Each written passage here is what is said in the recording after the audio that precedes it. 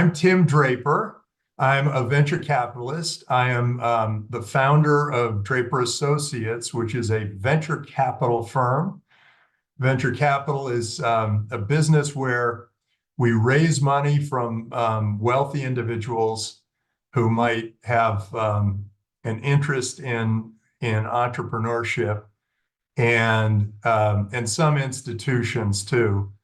And then we put it into what's called a blind pool. And then we invest that in maybe 40 or 50 different companies. And those companies are usually just, two guys and a dog or two girls and a cat when we invest. And that was the case when we funded Tesla. We were the first investor in Tesla. There was just one guy. His name was Martin Eberhard. And we funded that company. And company was running out of business when Elon Musk came and said he'd put more money in if he were able to become the president of the company. And we thought that was a win-win. And it turned out to be a real win-win. And Tesla reached $1 trillion market cap, which means it's worth $1 trillion. All the shares combined of Tesla are worth $1 trillion. And we did the same thing. We were the first investor in Twitch, first investor in Skype, first investor in Baidu, which is the search engine for China. First investor in Hotmail a long time ago. It was really the first time anybody had web-based email. And I've built this business by attracting entrepreneurs to come to us and say, hey, I'm starting a new business and I'm raising money for that business. And those entrepreneurs, we try to attract them and we try to encourage people to start businesses. And in doing so, I created a school called Draper University, and I created a show called Meet the Drapers. And both of those, when I got them started, it was lucky at Meet the Drapers, our show, if my mother would watch. But now there are 70 million viewers of the show, and it's been 7 seasons.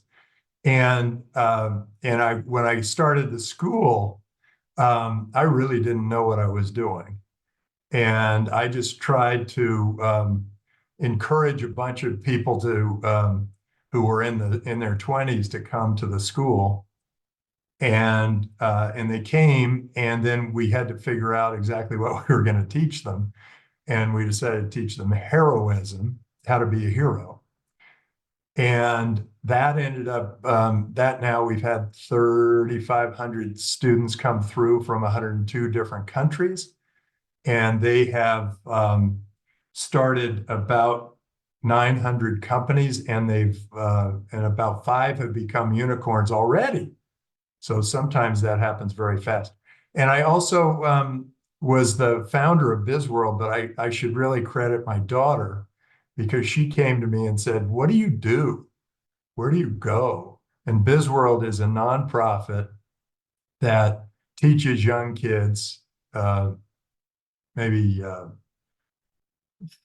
from 8 years old to maybe 18, how business works and how to start a business. And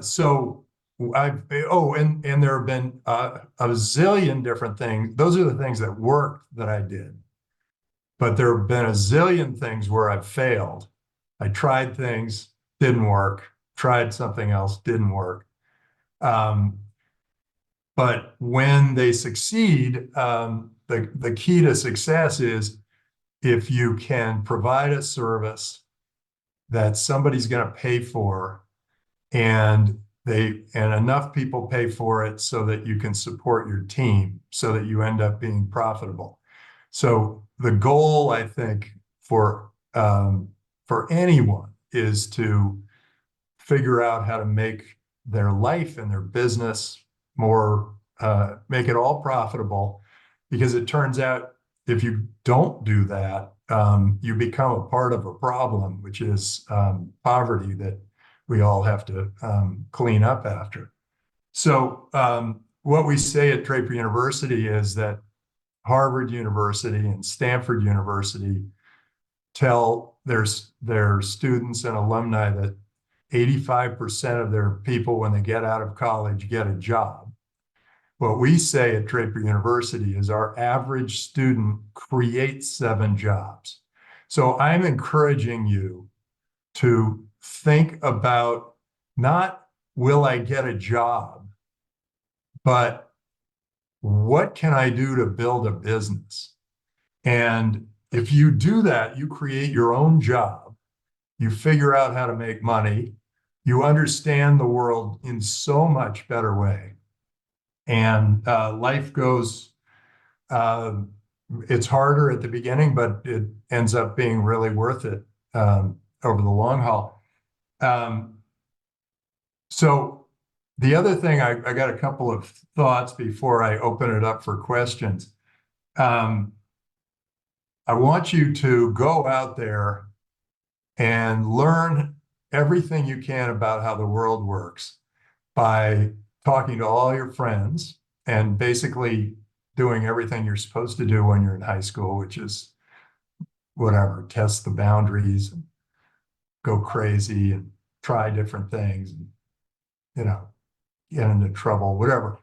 But also, whenever you're near an adult, ask the adult, what do you do?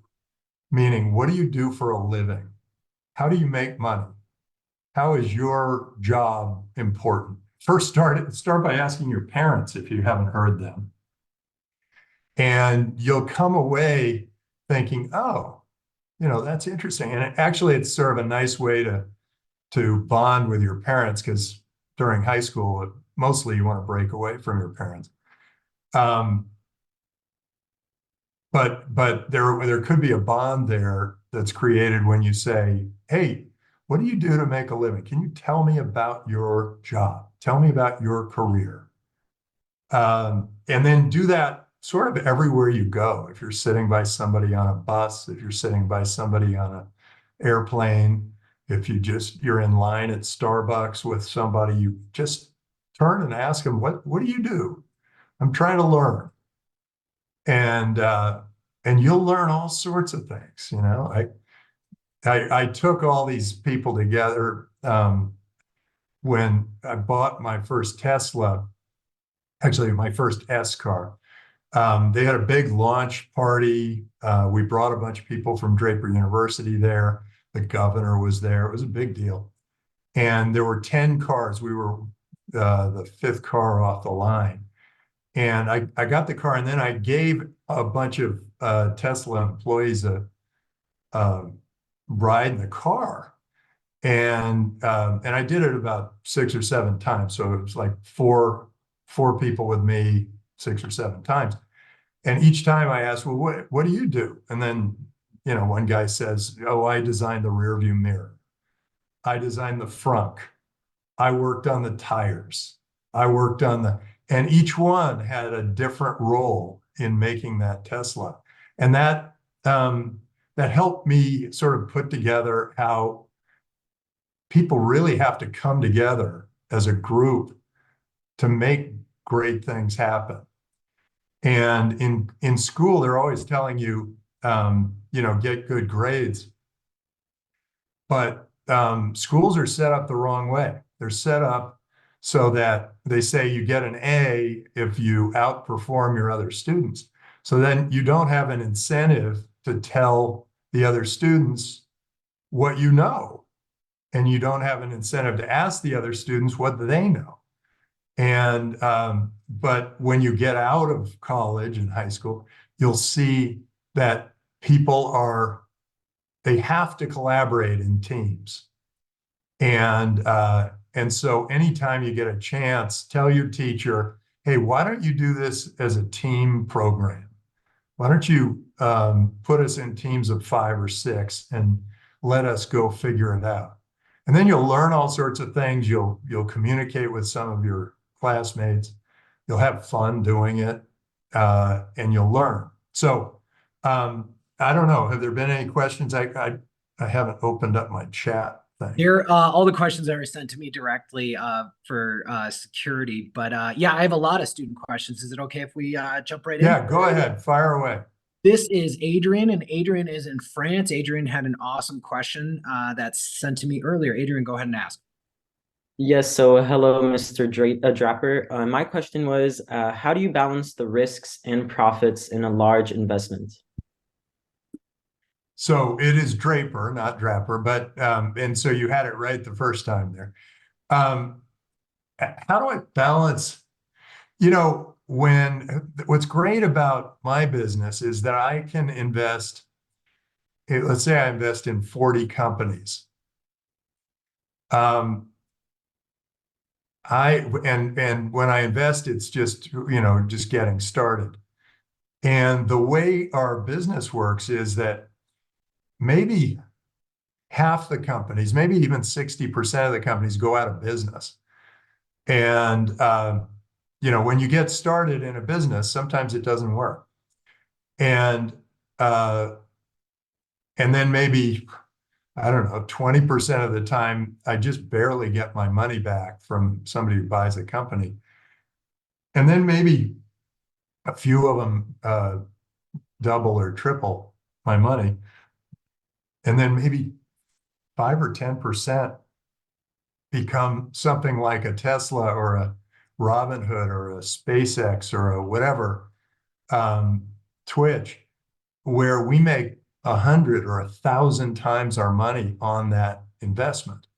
And so if you do I don't know if any of you are taking probability, but if you do an expected value of 40 investments where 5% go 100 to 1,000 times up, you end up making more money than you started with. And Adrian, you got to keep your face out there. By the way, it's never good. Graham and Jikai and Lyrie, show your face. It's so much, unless you're naked on the toilet. Always show your face. Always be there.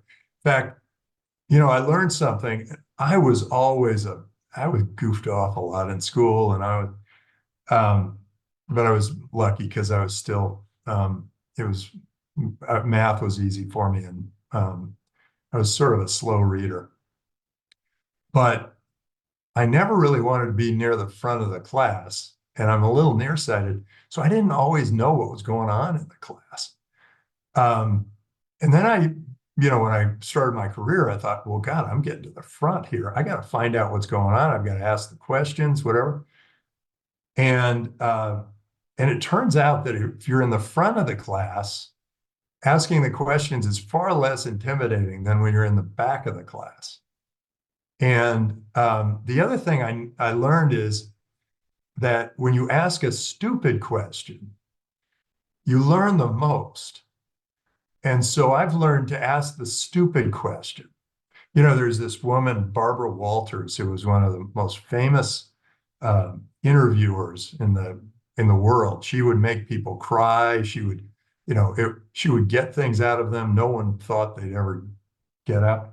And I had a chance to meet her, and my daughter was running a talk show at the time. And I said, hey, do you have some advice for my daughter? And she said, it's all about the second question. And so the way she looks at it is you take the dumb question, you ask the stupid question, and then they come back to you, and then you go, oh, and by the way, the rest of the class is waiting, all except for 3 people in the class are asking the same question in their head. So go ahead and put your hand up and ask that question. And then do a follow-up question, because the follow-up question is where you really can go in there with a zinger. Okay, that was more than you probably wanted. No, you're great. Thank you. You're giving advice on all ends of the spectrum here. I love it. So we have a question from Alvaro, and Alvaro, go ahead and unmute. You had an awesome question, my friend. Hi, I'm Alvaro. I'm from Spain. The question I have for you is that where did you find that motivation when you were young, with our ages or a little bit more, and where did you find that motivation? So, you know, it was interesting. You get motivated by a lot of different things. And when you are successful trying one thing, you get the confidence to do another one. And so a lot of it has to do with confidence. And you should have confidence, no matter, you know, what happens. Have confidence. Go ahead, you know, get comfortable speaking in front of an audience. Get comfortable with yourself. Get comfortable thinking, I'm going to go ahead and try something. I'm going to put together a lemonade stand. I'm going to, you know, sell car washes or whatever. I think so confidence has a lot to do with it. You start with something and you say, if it doesn't work, it'll be embarrassing. So what? It doesn't matter. Don't worry about getting embarrassed. If you try something, at least you got noticed. At least you tried something. The people who laugh at you and criticize you and whatever, they're hiding behind something and they will never try something. So go out and try things. And those things sometimes they'll work. And when they work, you know, with a startup, you're going to look stupid and embarrassed for the first 2 or 3 years of the startup. And after that, you're going to look really, really smart and really, really great. And if you've created a product that other people want to buy, you're going to be heroic. So, you know, I think what drives me has been a combination of things. One, didn't get the girl in 5th grade. There was another guy, she liked him better, whatever. Another one where I have some skepticism about authority was I got arrested for something I didn't do. And then they finally let me off, realizing it was just I was wearing the same jacket as some other guy who had damaged property. And not that I was a perfectly innocent child, but I didn't do that particular thing that I got arrested for. And I realized that they're not always right. The police aren't always right. Your parents aren't always right. Your teacher's not always right. Alvaro, come on, man. Come on back. No hiding. In fact, you know, these Nobel Prize winners who've won this award for, they've won the award for dark matter and dark energy. I think they're wrong. I think they actually somehow all the scientists went in one direction and they were all wrong. I don't think there was a big bang. I think it was a series of, it's a little bit more like the ocean, the waves come and go. I think it's much more like that. And I've tested my theory with a bunch of astrophysicists, and they basically are saying my theory might be correct, which is, you know, you think all the scientists in the world, they're all going in the right direction. The things you're seeing in the textbook, you think that's all right. But hey, the world might be round, it may not be flat. There are a lot of things that you should question. This is the time to question everything. Teacher teaches you something, you question it. You say, yeah, I mean, there are people reinventing history now. There are people who are saying, you know, I don't know, they're taking down they're changing the name of Abraham Lincoln School and George Washington School, the heroes of our history, and they're rewriting history. People have a lot of different points of view, and your point of view is going to matter. And everybody's just trying to make their way in the world. So you've got to understand that about other people. So you got to look at everybody else and say, oh, she's just that's her way of making her way in the world. She has, she's one of 15 kids in her family. She's got to be noticed. Or she's the middle child. She's got to be a little bit wacky. He's the first child. He's trying to do everything right. He got in with the wrong group of friends, and they're all addicted to drugs now. All those things can go it can take your life in a lot of different ways.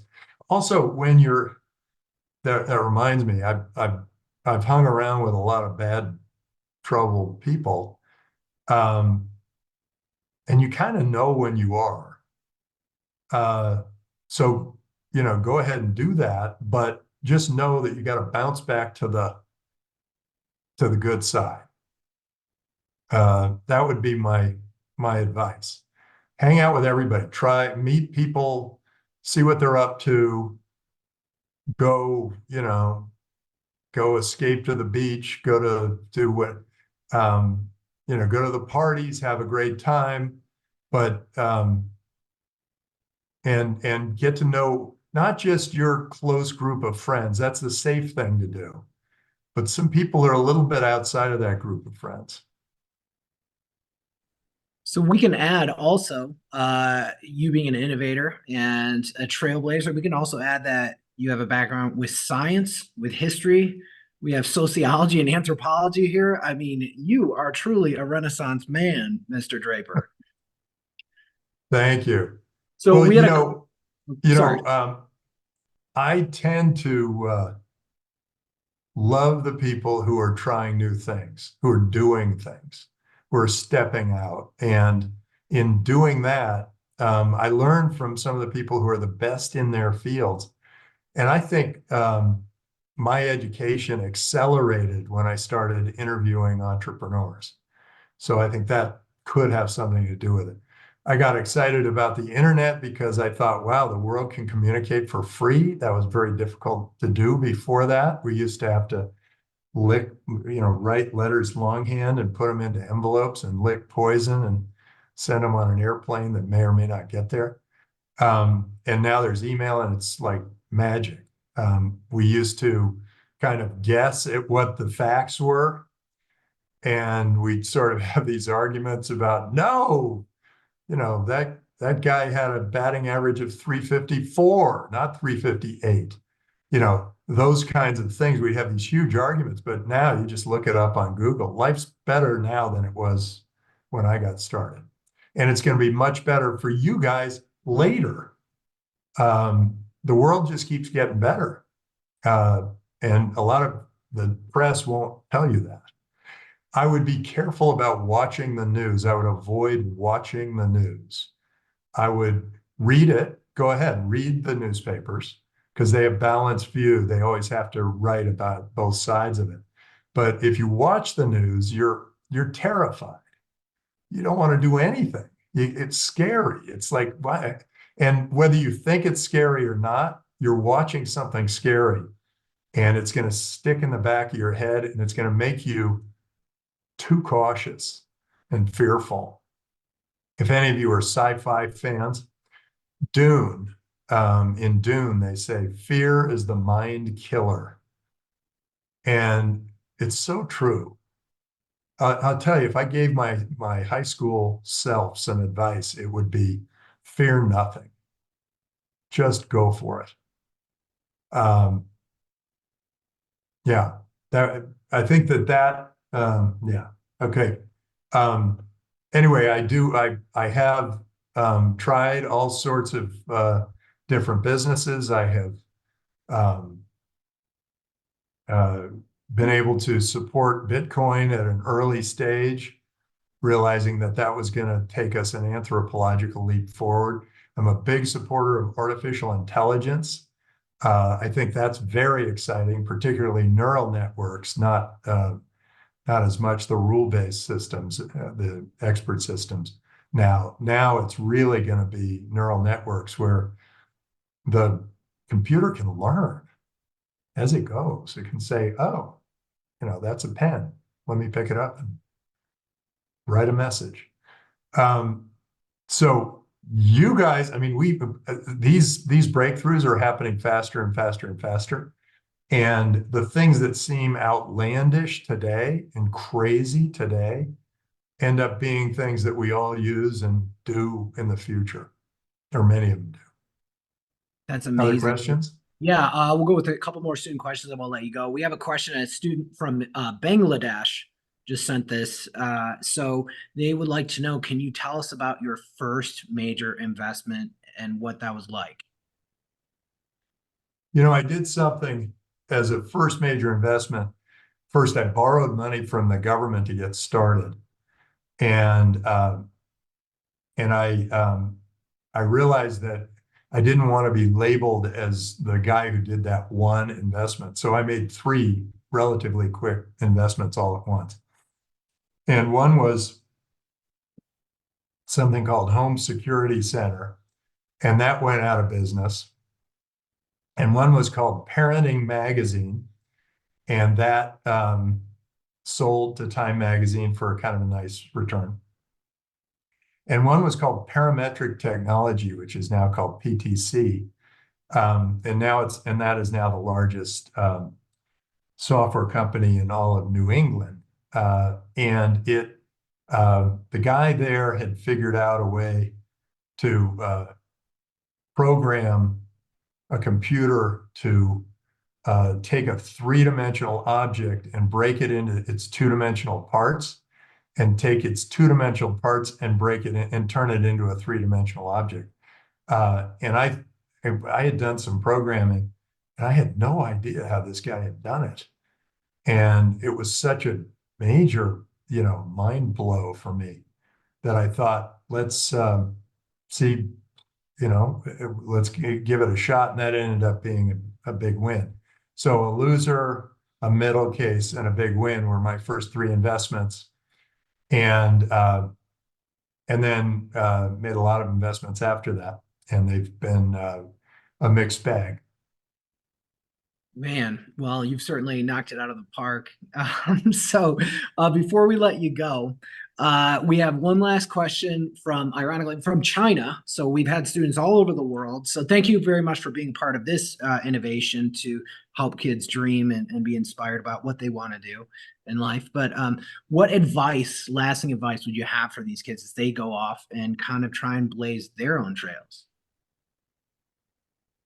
So you brought up China. China had the bull by the horns. The world was everything in China. I got to be in China 40 times during I call it the Deng Xiaoping era, but that whole era of freedom. And while China was free, it was the best entrepreneurial center in the world. And China was growing at 8% a year. It was booming, and everyone was optimistic and excited, and they were loving life. And then President Xi came in, and he is a control dictator, government control guy. He wants to regulate everybody. He wants to tell everybody what to do. And since he is doing that, the entrepreneurial environment has really taken a hit. The Chinese people are depressed. They're not happy about things. They feel like they've been beaten down. And so I guess one of the things is philosophical. Always fight for freedom. Always push for freedom. Always make sure freedom is number one in your thinking. And what that means is, don't let any decisions that don't need to be made by the government. The government shouldn't make the decision whether you get an abortion. The government shouldn't make the decision as to what school you go to or what you learn in school or whatever. It shouldn't be one person telling 1.4 billion people what they should be doing. I love China. I love the Chinese. They were so energetic, so enthusiastic, great entrepreneurs, and now nothing. And also the economy goes flat. People lose their jobs. People are on the street. Socialism just doesn't work. In theory, everybody thinks, oh yeah, we'll take care of everybody. The best way to take care of everybody is to take care of yourself and build your own business and take care of the employees, take care of your customers, take care of your community, but you don't want the government taking care of anybody. So look, if you're in China, I would build an underground and I would try to overthrow that guy. If you're entrepreneurial, you'll probably want to move to Singapore or Taiwan or Korea or the United States. It's because a dictator just basically takes everything.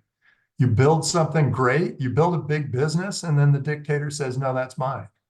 Or it's illegal what you've been doing, or we're going to put you in jail, or we're going to regulate you so that we are watching over your shoulder everything you do. It's, yeah. So, if you're in China and you want to be an entrepreneur,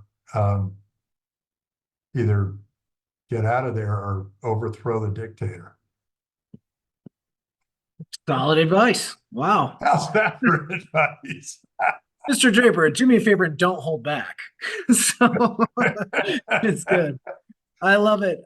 So guys, be sure to check out bizworld.org. This is one of Mr. Draper's entities and initiatives that helps kids all over. Thank you to Charlene and bizworld.org for helping set this up. Guys, check out edutainmentlearning.com. We have a lot of great speakers coming up. We'll be releasing this podcast as well. So Mr. Draper, before I end the meeting for all, I traditionally allow everyone to unmute and collectively say thank you to our guests. So can we all say thank you to Mr. Tim Draper? Okay, but everybody's got to vote for Thank Nikki you. Haley if they're over Thank 18. you. Thank you. Max. Thank you, Max.